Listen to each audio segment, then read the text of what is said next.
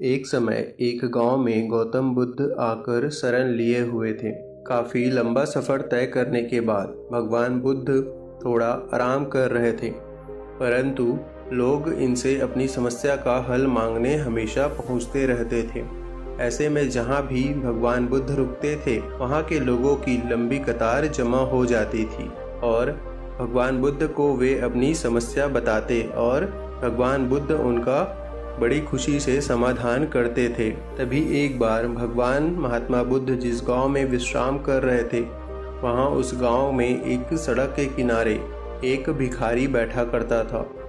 वह रोज यह देखता था कि लोग अपने दुख दर्द और अपनी गंभीर से गंभीर समस्या को लेकर आते और जब वहां से जाते तो उनका चेहरा बेहद खिलखिला रहा होता। वे मुस्कुरा रहे होते जैसे कि उनको तो कभी कोई समस्या थी ही नहीं और वे एक नए जोश के साथ भरे हुए दिखाई देते। तब भिखारी के मन में यह विचार आया कि क्यों न वह भी भगवान बुद्ध के पास जाए और उन्हें अपना हाल कह सुनाए, परंतु वह डरता भी था। लेकिन इसके बाद वह एक दिन गहरे चिंतन के बाद भगवान महात्मा बुद्ध के पास पहुंच ही गया। लोग बड़ी लंबी लाइन में खड़े रहते और एक एक कर अपनी समस्या का समाधान लेकर भगवान महात्मा बुद्ध के पास से चले जा रहे थे।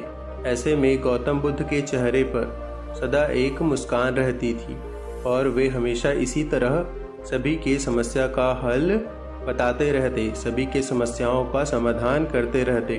भिखारी भी जब उनके पास पहुंचा, जब उस भिखारी की बारी आई तो उन्होंने प्रणाम करते हुए भगवान महात्मा बुद्ध से कहा कि हे भगवान, इस जगह पर तो सारे लोग खुश हैं और समृद्ध हैं, पर मैंने तो ऐसा कुछ नहीं करा जिससे मेरे जीवन को दुख झेलना पड़ रहा है। फिर मैं इतना गरीब और निर्धन व्यक्ति क्यों हूँ?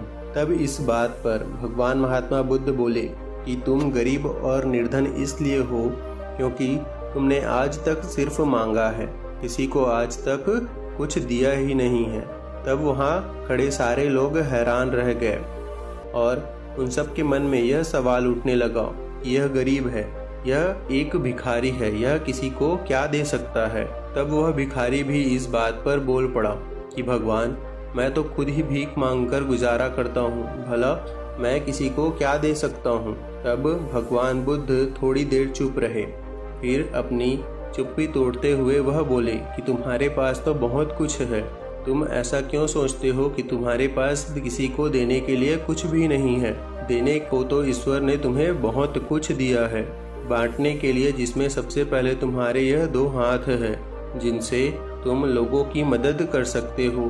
तुम इन हाथों का इस्तेमाल उनकी सेवा के लिए कर सकते हो। तुम्हारे पास बहुत ही सुंदर मुस्कुराहट है जिसे देकर तुम दूसरों में एक नई ऊर्जा का संचार कर सकते हो।